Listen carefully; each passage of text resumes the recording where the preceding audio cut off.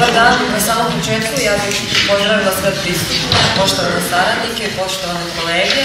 Danas smo ovde da najavimo još jednu premijeru i ono što je vrlo bitno jeste da je ova premijera možda i najlepši način da se obeleži Dan Srpskog narodnog pozorišta. U pitanju je Ljubavni napitak Gajetana Donizetija, ovaj put u režiji našeg stranog gosta, a to je gospodin Andrej Beščasniji. Možda se, naravno, svi se sećamo da smo već imali priliku da ga gledamo u jednoj drugačijoj ulozi, dakle u ulozi Don Juana 2008. godine, a sada je ponovo sa nama ovde, ovaj put u ulozi reditelja. Dakle,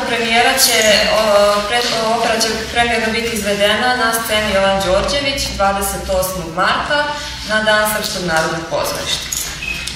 Danas sa nama su, dakle, članovi ansambla opere Srpskog narodnog pozorišta, tu je gospodin upravnik Aleksandar Milosavljević, VD direktor opere gospodin Branislav Jatić i naravno svi današnji gosti sa kojima ćemo razgovarati. Evo uvodnu reč dajem gospodinu upravniku Aleksandru Milosavljeviću. Hvala lepo. Pa, lepši poklon za rođendan Srpskog narodnog pozorišta nismo mogli da zamislimo. Opera Donizetijeva, Ljubavni napitak, koju smo planirali dosta dugo, priželjkivali na repertoaru i ne samo to, nego nam se u pozorište kao dirigentkinja vraća gospođa Željka i Željka Milanović. Jako smo zbog toga zadovoljni i srećni i naravno srećni smo što gospodin Andrej Beščasniji je evo u prilici da osveži rediteljskim postupkom, osveži repertoar naše opere. Šta reći o Donizetiju, to ima koje prozamio od mene da govori o muzici i o načinu na koji će opera biti izvedena. Takođe će biti prilike da govore ljudi koji su stručni, a ja samo hoću da kažem da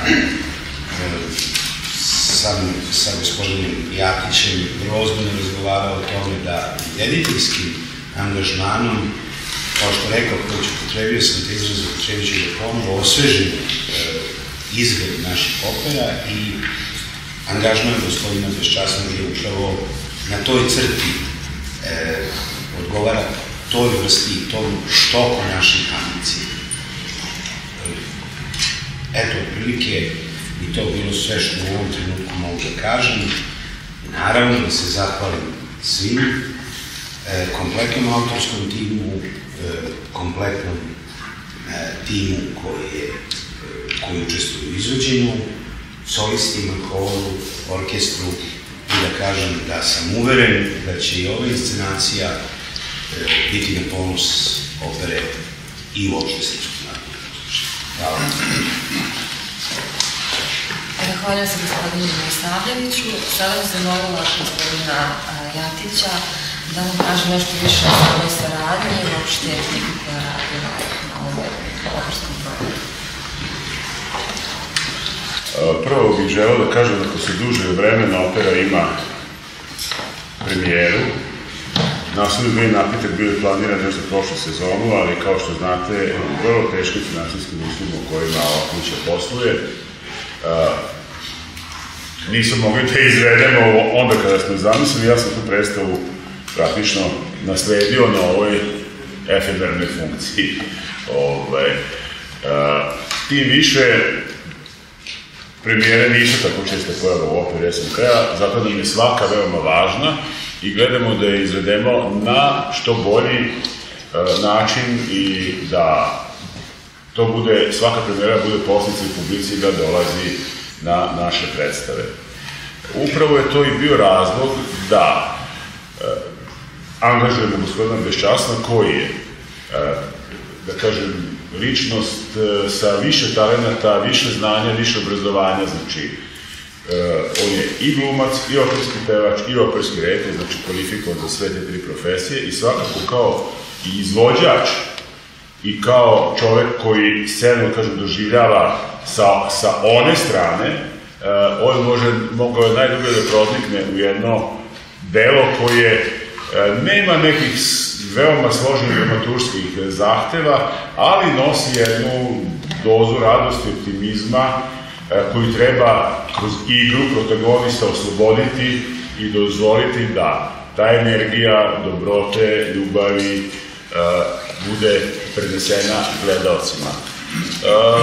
Upravo opere ovakvog tipa su veoma pogodne i za ansambl koji je kod nas relativno mlad, u kome postoje ljudi koji se razvijaju, koji kroz repertoar treba da rastu, i ova vrsta muzike po stilu i karakteru koja može da ih ne dovodi u neke situacije koje su možda rizične na putu razvoja pevača, nego upravo da im da vetar u leđa i da im pomogne da što bolje razviju ne samo svoje glasovne sposobnosti, nego i svoje glumačke sposobnosti. Mislim da je u takvom jednom kompleksnom pristupu gospodin Beščasni jedan pravi izbor i da će predstava dugo živjeti, koju ćemo imati priliku da vidimo 28. a potom i dalje u repertoaru opere, dugo živjeti i pred novosadskom publikom. Ja ne bih zadržavao vašu pažnju.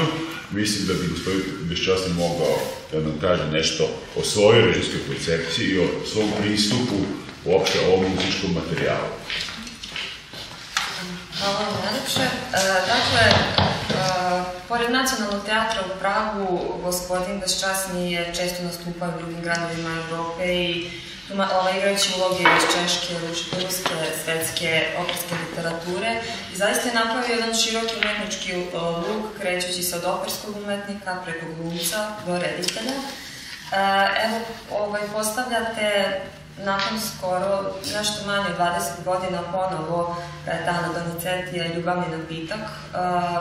Ono što me za početak zanima jeste koliko ste u stvari ostali u duhu epohije u kojoj je delo nastalo, a gde je taj iskorak u sadašnjosti? Šta je to novo što donosi vaš Ljubavni napitak? А что? Ну, вообще-то, добрый день, я не теоретик театральный, поэтому я красиво говорить, наверное, не умею, я практик больше по профессии своей и по складу. Но первое, что я попытался найти в этом, как уже было сказано господином Ятичем, в общем-то, не банальном, но и не каком-то очень уж накрученном драматической истории, что-то свое. Поэтому я очень внимательно слушал музыку, я очень внимательно разбирался в характерах персонажей и просто подумал о том, что нужно нам сделать эту оперу как драматическую историю воспоминаний главного героя Неморино о истории его любви к Аддине. И способом каким? Потому что Доницетти писал эту оперу на своего очень хорошего друга, одного тенора, который пел Неморино, но у него была одна проблема у этого тенора, он очень заикался. И причем заикался в жизни, на сцене он пел прекрасно. И вот это вот сказалось, собственно говоря, и на характере самого Неморино, потому что эта опера была написана под Неморино.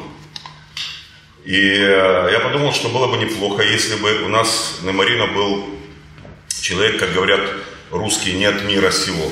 То есть он бы не был бы больным каким-то человеком, но просто чуть-чуть, может быть, аутистом, чуть-чуть просто по-другому видел мир, нежели мы с вами. Поэтому я решил, что Неморино будет у меня художником, который выражает свои мысли и свои чувства к той же самой Аддине больше не словами, а своими работами, своими сликами, которые пишет просто. Он рисует, пишет, наверное, по 200 сликов в день. Он даже не умеет писать, но все свои мысли, все он записывает с помощью, как древние доисторические люди. То есть все записывает с помощью картинок. У него вот такой вот стиль общения. Поэтому я строил именно вокруг этого. И, естественно, к таким людям, вы знаете сами, и всегда, к сожалению, к таким людям все окружающее наше общество относится неоднозначно. То есть мы понимаем, что, так сказать, их нужно любить и уважать, но тем не менее очень часто встречаем и негативные какие-то, так сказать, тенденции по отношению к людям такого типа. Вот с этим, собственно говоря, и сталкивается у нас Неморино. То есть для меня была очень важная задача как можно ниже утопить его человеческий Неморино в первом акте, для того, чтобы в конце спектакля он всплыл на абсолютную вершину, так сказать, на Олимп, к звездам. Я думаю, что это получилось.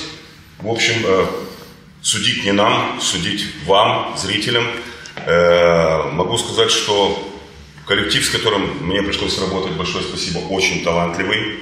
И поэтому, в общем-то, оперу, которая довольно сложность в чем здесь? Всегда гораздо сложнее делать трагикомедию, а это, я считаю, это трагикомическая опера, это не чистая комедия никакая, чем делать, например, какую-то драму, чем делать уже просто какое-то драматическое произведение, которое более выкрашено в одну краску такую. Здесь очень много красок в этой опере, и то, что нам удалось это сделать практически за 3 недели, мы сделали такую тяжелую постановку, это, конечно, в первую очередь заслуга моих коллег, которые сидят перед вами здесь. И каждому из них я просто хочу сказать большое спасибо, потому что если бы они не брали тот материал, который я давал, и ту мои мысли, связанные с этим, то, наверное, ничего не получилось бы. Что особо приятно, что мне удалось заразить своей идеей всех сидящих здесь, и они уже, когда даже уходили домой, приходили с утра на репетиции, они приносили какие-то свои мысли. Поэтому большое спасибо им. Вот, собственно говоря, коротко.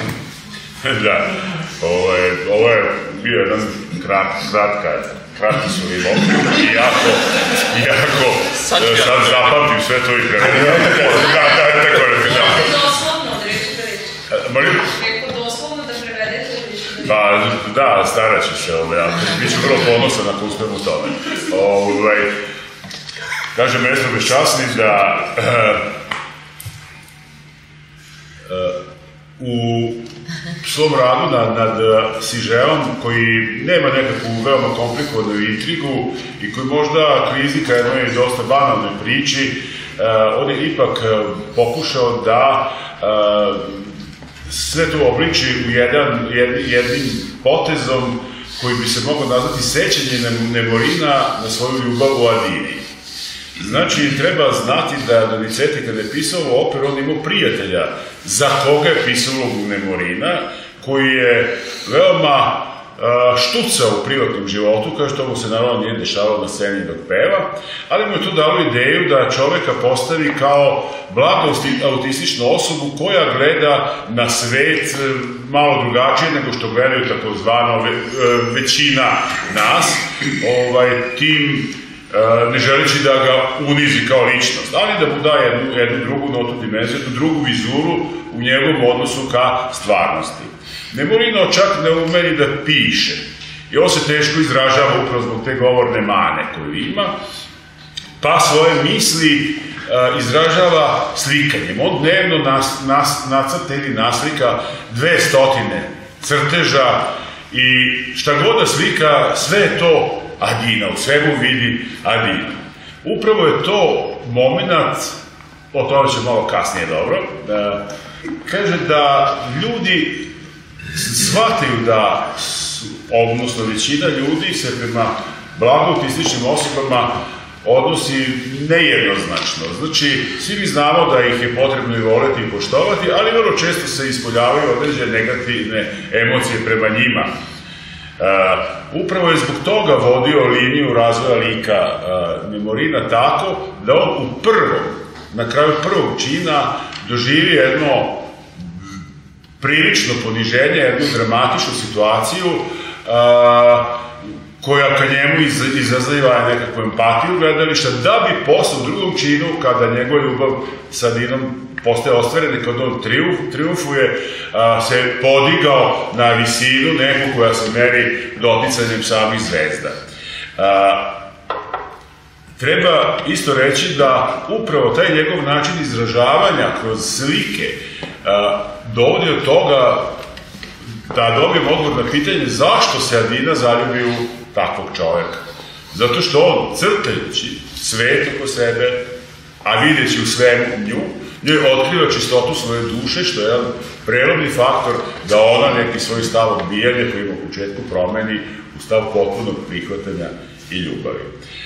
Sa takvim mislima je on radio mesto sa našim solistima i kaže, drago mu što je uspio da ih zarazi tom idejom, tim mislima, i vrlo mu je drago da je primetio da ljudi ne prestaju da rade sa prestankom proba, nego da te misli osjećanja odnose sa sobom kući, da o njima razmišljaju, da ih nadgrađuju, da sutra dolaze na probe sa već nekakvim i svojim idejama u okviru te koncepcije i da su likovi praktično iz probe u probu rasli, oslobađajući individualno svakog od protagonista u ovoj operi. Na tome se on zahvaljuje i smatra da su za kratko vreme, upravo zbog tog nekog odnosa kolektiva prema materijalu, da je za kratko vreme bilo moguće zaokružiti i ovu režijsku koncepciju i postaviti predstavu. Znate da, kaže Andrej Bešćasni, kaže da je možda lakše izrežirati neku dramski tešku operu od jedne opere koja ima odrednicu do duše žanrovsku, da je komična, ali u stvari ona ima elemente i tragedije i komedije i u njoj postoje mnogo nijansi, slojeva i boja koje treba doneti do gledalca i gledalci imati prilike može da započe u određenom trenutku, u drugom da se nasmeje i razgani. Tako da je sve to dosta jedan, kažem, složen materijal ipak i koji je ostvaren sa, po njegovom mišljenju, na jedan pravi i jedan visoko profesionalan način.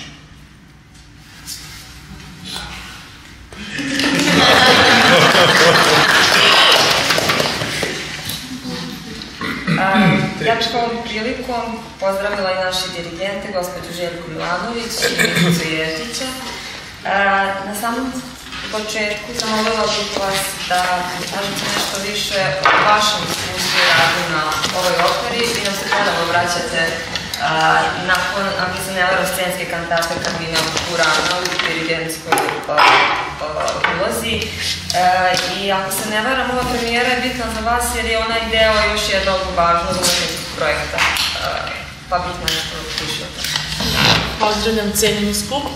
Želim javno da se zahvalim upravniku i VD direktoru opere, gospodinu Jatiću i gospodinu Milosavljeviću, na ukazanom poverenju i ovog puta, što su mi u izuzetno važnom trenutku za moj profesionalni razvoj izašli u susret i prihvatili moj predlog da učestvujem u kreiranju predstave Ljubavni napitak i na taj način obavim važan deo u polaganju mog završnog doktorskog umetničkog projekta na Fakultetu muzičke umetnosti u Beogradu. To je jedan deo tog završnog ispita i ljubaznošću kuće došla sam u priliku da taj deo ispita obavim ovde u kući na sceni velikoj sa velikom operskom premijerom. Zahvaljujem se takođe celom ansamblu, solistima, horu i orkestru što su sa izuzetnom pažnjom i posvećenošću od prvih muzičkih proba koje su krenule početkom januara do poslednjih koje evo privodimo kraju sutra i preksutra sa izuzetnom pažnjom i izuzetnim profesionalnim angažmanom ušli u rad i u kreiranje uloga koje je maestro Andrej Bešćasni označio kao komplikovane, ali na ivici da budu i tragične i komične i vrlo teške za napraviti upravo zbog toga što taj siže po njegovim rečima klizi ka jednom možda i banalnoj atmosferi.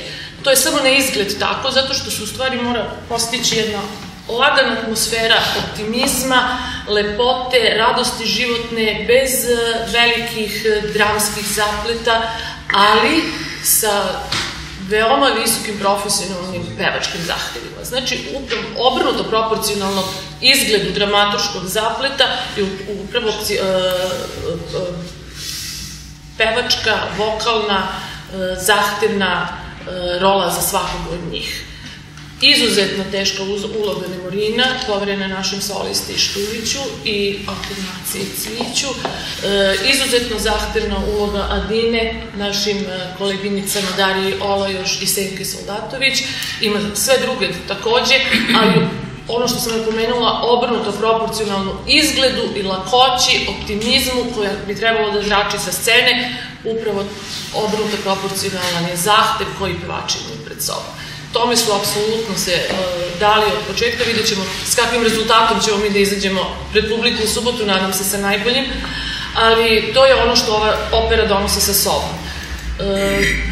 Opera je romantična melodrama, to je ona okosnica koja je specifična za ovaj naslov, znači nije opera bufa najtipičnijeg mogućeg konstrukcije, forme i izgleda, ona se pomera od tog trenutka i ona zalazi u taj period romantične melodrame i nosi sa sobom upravo tu specifičnost. Upravo to da nekad možete i da se nasmejete, da nekad treba i da se možda zapitate, nekada i da možda pustite suzu na Una furtiva lagrima na poslednjoj ariji, nosi tu atmosferu. Ako to postignemo, da izađete sa predstave optimistični, sa radošću, lepotom i lakoćem, onda smo uspeli u ovom radu koji je trajao preko 3 meseca.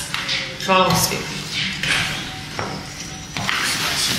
Evo sad još samo par reči, iskreno teško je dodati posle svega ovoga nešto što već nije rečeno, ali kao što ste imali priliku morate da pročitate o tom materijalu koji je podeljen, opera je napisana za svega 2 nedelje, što naravno nije uticalo na kvalitet napisanog, ali evo mi smo negde za 3 nedelje uspeli onda da celu operu složimo, tako da smo tu negde po broju dana sa kompozitorom.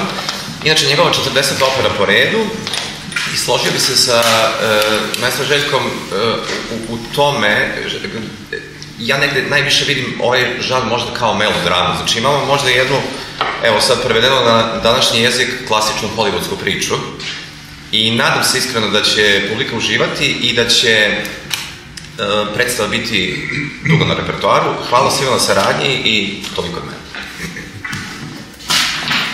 Zahvaljujem se. Sada postavljam pitanje gospodinu Željku Randiću. On je taj koji u ovom slučaju igra ulogu Kamara Nadrljekara. I to je svakako jedan jako upečatljivi lik. Čak se kaže da je njegova velika arija jedna od najsavršenijih i najsnažnijih Donizettovih kompozitorskih ostvarenja, da on ostaje jedan blistavi primjer te basovske arije Buffo.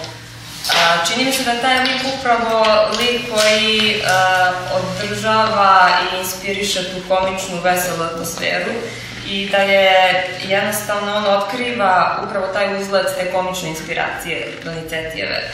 Pa bih voljela od tebe par reći kako si doživao ovu ulogu, koliko je bilo teško odigrati. Dobar dan svima.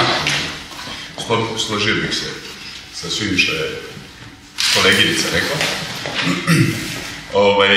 Dulcamara je jedna izuzetno teška uloga, jer ne spada ni u fah basa, ni u fah baritona, jako je teško izvesti je, numere su jako dugačke i pored svega toga zahtevna režija gospodina Andreja, na čemu mu se zahvalio jer je iz nas izvukao sve što je moglo da se izvuče u najboljem mogućem svetlu.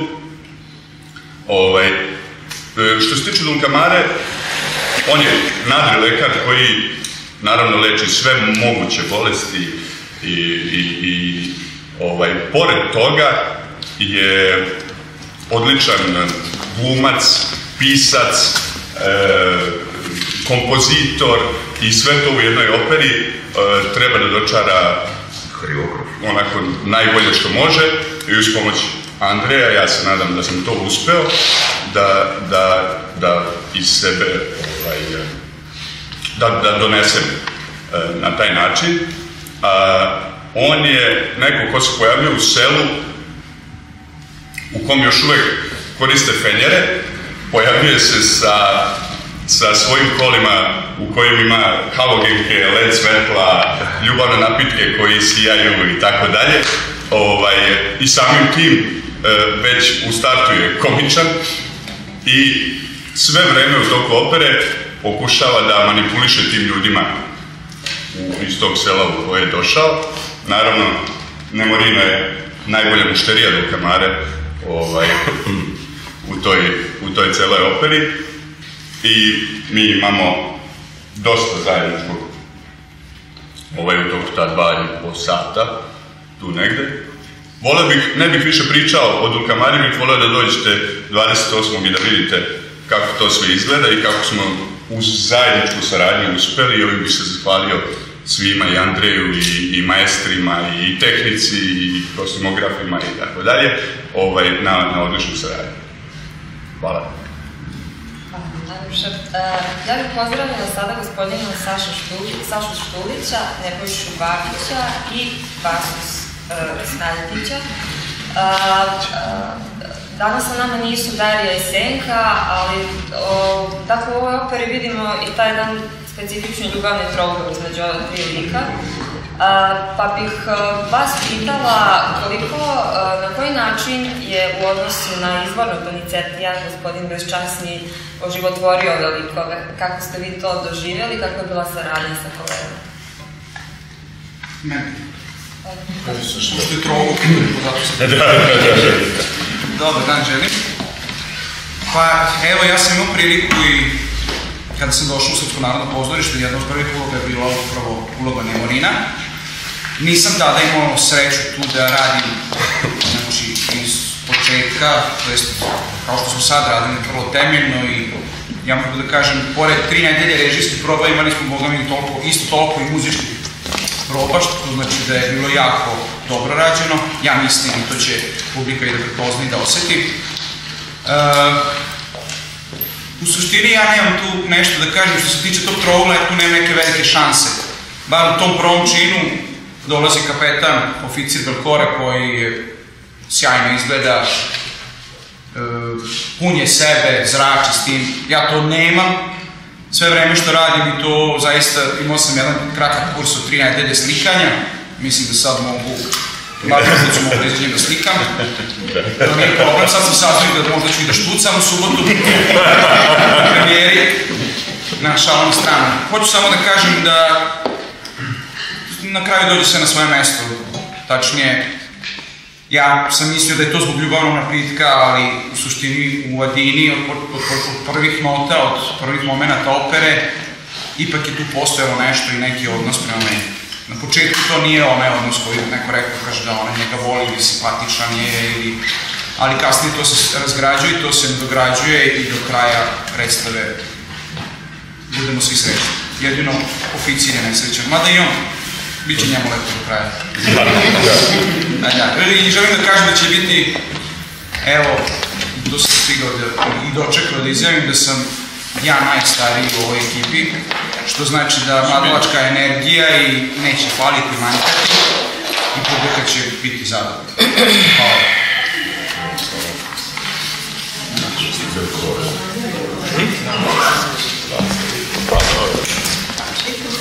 Danas tu imamo Snaljetić i Nebojša Bakić koji tumače istu ulogu, pa eto da ćemo par reći kako je kod vas doživao zađen svoj.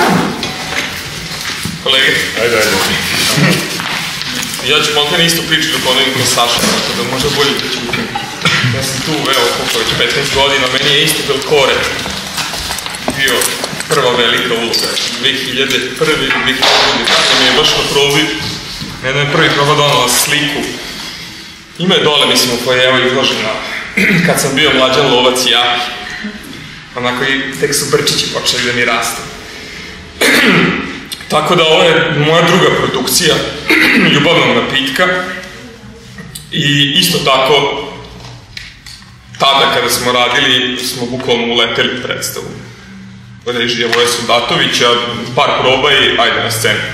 To je tako bilo. Međutim, sada smo imali priliku da se iskupimo i to na jedan jako dobar način i baš mi je drago što je Andrej tu. Pre svega bih hteo da ga pohvalim i da kažem jednu stvar koju mi se čini niko nije rekao, a to je mi starije kolege, ali tako Saša Štulić, znamo da 15 godina koliko radimo ovde, mislim da je Andrej jedini režiser, a prolazili su mnogi kroz naš život i kroz naša stvaranja, dolazili su, znači, velika imena. Mislim da je Andrej bio jedan od najspremnijih režisera, ako ne i najspremniji, znači, koji je došao potpuno spreman, sa potpuno jasnom koncepcijom, i to nekoliko meseci unapred, tako da je stvarno bilo lako raditi sa tako spremljenim režiserom, što do sad baš i nije bio slučaj, ali evo, konačno smo dočekali čoveka koji je stvarno nam olakšao posao maksimalno moguće.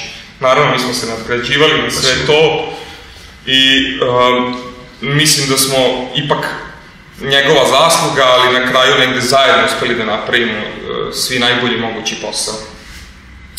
Manje više to je to što sam hteo da kažem, sve ostalo je prilično jasno, priču ste čuli o čemu se radi. Ako imate nekih pitanja ovako, slobodno pitajte šta radimo, kako smo, to je sve super, tako da... Hvala. Odgovorio ću da smo. Evo, Nebojša ima nešto da kažem. Da. Ali nemoj da lažiš. Da, neću da. Biću iskren ovaj put, da. Ja bih htio da se zahvalim takođe gospodinu Andreju na jednoj spremnosti na probama. To potpuno se slažem sa kolegom Stajićem što je rekao da zaista za sada najspremniji reditelj koji je došao i s kojim sam sarađivao. Meni je takođe ovo druga produkcija da tumačim ulogu Belkorea i nije bilo jednostavno raditi probe sa tako spremnim rediteljem koji odmah zahteva, na osnovu svog iskustva, odmah zahteva od vas sve detalje, odmah da se ponovi, da se uradi odmah i da se apsolutno od nas očekuje da to zaista ponesemo kući, tu odgovornost i da vežbamo sami sa sobom i da zapisujemo sve, kao što je on zapisao čitav jedan tabak od 1000 listova svih scena mogućih. Bilo je zadovoljstvo smejati se na probama, plakati takođe na probama i ja se nadam da će publika to osetiti 28. i takođe 31. kad je i prva repriza ovog naslova. Tako da sve zajedno pozivam da dođete i da uživate i nadam se da osetite ono što smo i mi osjećali na probama. Hvala. Pa, za vas koji ste najuporniji i rešili da osvetite do kraja ove konferencije za medije, da otkrijemo i tajnu koju je nagovestio gospodin Saša Štulić. Zašto će Belkoreu ipak na kraju biti dobro ako nije osvojio Atinu? Pa, zato što je osvojio jednu drugu devojku u predstavi, Džanetu, seosku devojku koju znači Marija Mitić-Vasić na premijeri i potom na reprizi Maja Andrić. Marija Mitić-Vasić nije još član naše kuće, ali želimo da je vidimo u našim predstavama. To je jedan talentovani mladi sopran i pošto pevači, zaista dobri pevači ne rastu, što se kaže, na drvetu, mi gledamo da pratimo šta se pojavljuje i šta izlazi iz škola i sa akademija i da polako popunjavamo ansambl u kome zaista fali glasova i pevača. Jedan od takvih pevača je svakako i Marija i mislim da je sada red, iako završavamo sa damom, ajde što se kaže sve, ne, nisam to hteo kažem, sve vole se na početku, šećer na kraju, nego sam hteo kažem da na kraju ovako jedan ukras na ovu konferenciju za novinare bude ipak njeni utisci neka budu o radu sa Andrejom i o radu na ovoj ulozi uopšte predstavi Ljubavni napredak. Hvala. Dobar dan svima i ja da poželim. Izuzetno mi je zadovoljstvo da kao mladi umetnik i kao neko ko nema toliko iskustva kao sve dosta starije uvažene kolege radim na ovoj predstavi i izuzetno sam puno naučila, izuzetno napredovala vokalno, i glumački svakako. Andrej je apsolutno ono što je, kao i kolega Andrić izvukao iz svih nas, apsolutni trenutni maksimum, što ne znači da će to biti trajni maksimum. Dakle, svi smo se maksimalno trudili da damo najbolje od sebe i da negde tražimo sami od sebe da još idemo preko svojih granica i da učimo još više i bolje i da se trudimo da kroz svaku predstavu novu i u saradnji sa novim rediteljem, sa dirigentima, kojima se također ovom prilikom zahvaljujem, da napredujemo i da prosto damo sve ovo od sebe najbolje što možemo umetnosti, odnosno profesiji, koja je izuzetna i koju svi izuzetno volimo i zato smo svi tu. Eto, zahvalnost velika svima vama što ste mi pružili priliku da se prosto pokažem novosadskoj publici koja mi do sada nije imala priliku da čuje. Nadam se da će opravdati vaše poverenje. Trudit će se svim silama. Eto, to je to. Samo napred, važi. Hvala. Da li ima neke pitanja za naše učesnike?